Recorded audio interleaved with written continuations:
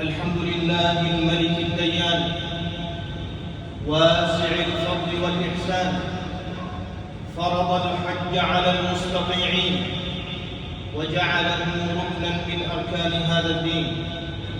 أحمده سبحانه وأشكره وأتوب إليه وأستغفره، وأشهد أن لا إله إلا الله وحده لا شريك له، شهادة تنجي قائلها يوم يقوم الناس لرب العالمين.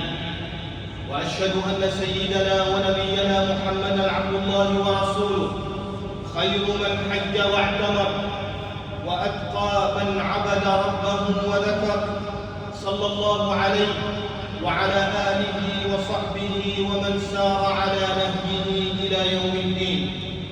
أما بعد، فاتقوا الله عباد الله حق التقوى، وراقبوه في السر والنجوى، واعلموا أن من أعظم مواسم الطاعة وأجل شعائر الإسلام هذه العبادة العظيمة التي تهفو إليها القلوب وتشتاق إليها النفوس. إنها فريضة الحج، الرحلة المباركة التي يجتمع فيها التوحيد والخضوع والتجرد والإنابة والدموع والدعوات. أيها المؤمنون، إن الحج ليس رحلة سياحية ولا مظهرا اجتماعيا ولا لقبا يتفاخر به بين الناس، وإنما هو عبادة عظيمة ومدرسة إيمانية وميدان لتزكية النفوس وتطهير القلوب. قال جل جلاله: وأذن في الناس بالحج يأتوك رجالا وعلى كل ضامر يأتين من كل فج عميق. ومن أعظم مقاصد الحج تحقيق التوحيد الخالص لله تعالى، فالحاج يرفع صوته ملبيا قائلا: لبيك اللهم لبيك، لبيك لا شريك لك لبيك، فيعلن البراءة من الشرك ويحدد العهد مع الله ويظهر افتقاره الكامل لربه سبحانه. عباد الله، ومن المعاني العظيمة التي ينبغي أن تبين للناس أن الحج لا يسقط حقوق العباد ولا يمحو المظالم ولا يبرئ الذمم من الديون والاعتداءات، فإن الله سبحانه يغفر ما بينه وبين عبده إن شاء. أما حقوق الناس فمبنية على المشاحة والمطالبة، فكم من إنسان يرجع من الحج وقد تعبد لله بالمناسك، لكنه ظلم قريبا أو أكل مالا حراما أو اغتاب مسلما أو قطع رحما أو منع حقا لأهله، ثم يظن أن الحج قد محى ذلك كله. كلا عباد الله، قال صلى الله عليه وسلم: من كانت عنده مظلمة لأخيه من عرض أو شيء فليتحل له منه اليوم من قبل أن لا يكون دينار ولا درهم. فمن أراد الحج حقا فليبدأ برد المظالم وسداد الديون وطلب المسامحة وإصلاح ما بينه وبين الناس، فإن الحاج الصادق يعود بقلب جديد ونفس نقية وذمة بريئة.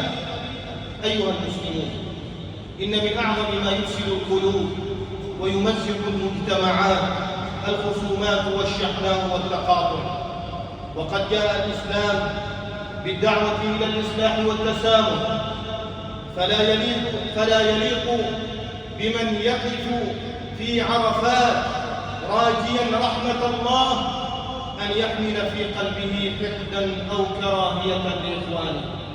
فاتقوا الله عباد الله وأصلحوا ذات بينكم. أقول ما سمعتم وأستغفر الله لي ولكم فاستغفروه يغفر لكم، وادعوه يستجب لكم، إنه هو الجواد البر الكريم.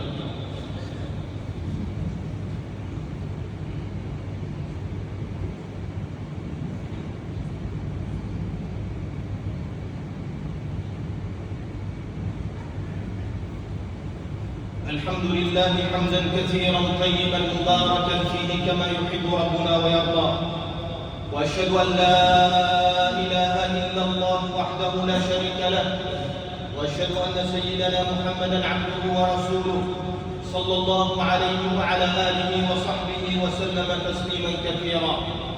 أما بعد، فيا عباد الله، اتقوا الله تعالى واعلموا أن الحج المبرور ليس بكثرة السور ولا بالألقاب ولا بالحديث عن المشقة والإسفار، وإنما الحج المبرور ما ظهرت آثاره على صاحبه بعد رجوعه فيزداد استقامة ويحافظ على الصلاة ويترك الحرام ويحسن إلى الناس ويخاف الله في السر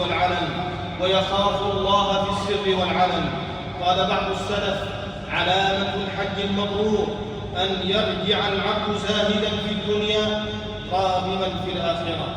عباد الله، ومن أعظم الدروس في الحج المساواة بين المسلمين، فالجميع يلبسون لباسا واحد ويقفون في صعيد واحد، لا فرق بين غني وفقير ولا بين عربي وأعجمي إلا بالتقوى.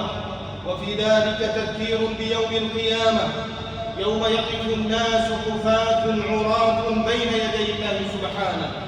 ومن المؤمن عباد الله أن يرى الإنسان بعض الناس يحرصون على أداء الحج مرات متكررة بينما والده محتاجان أو عليه ديون لم يسددها أو عنده خصومات ومظالم لم يصلحها.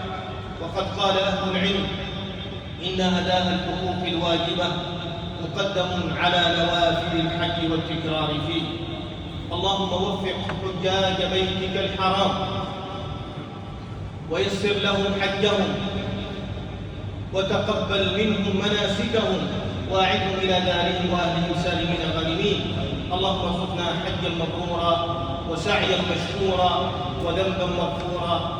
هذا وصلوا وسلموا على إمام المرسلين وقائد الغر المحجلين، حيث أمركم بالصلاة والسلام عليه، حيث قال عز قائلا عليما: إن الله وملائكته يصلون على النبي يا أيها الذين آمنوا صلوا عليه وسلموا تسليما.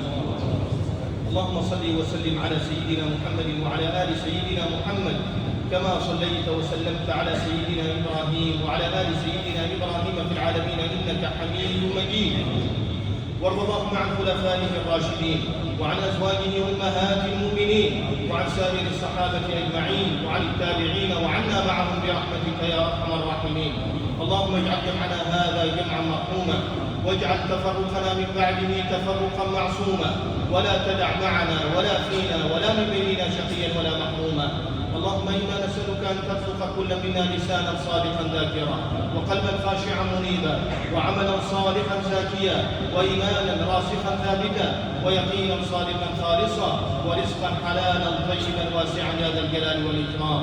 اللهم إنا نسألك موجبات رحمتك وعزائم مغفرتك والغنيمة من كل بر والسلامة من كل إثم والفوز بالجنة والنجاة من النار. اللهم أعز الإسلام والمسلمين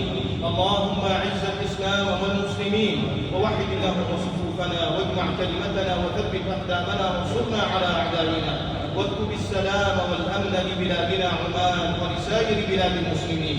اللهم احفظ أوطاننا أعز سلطاننا أيد بالحق وأيد بالحق يا رب العالمين.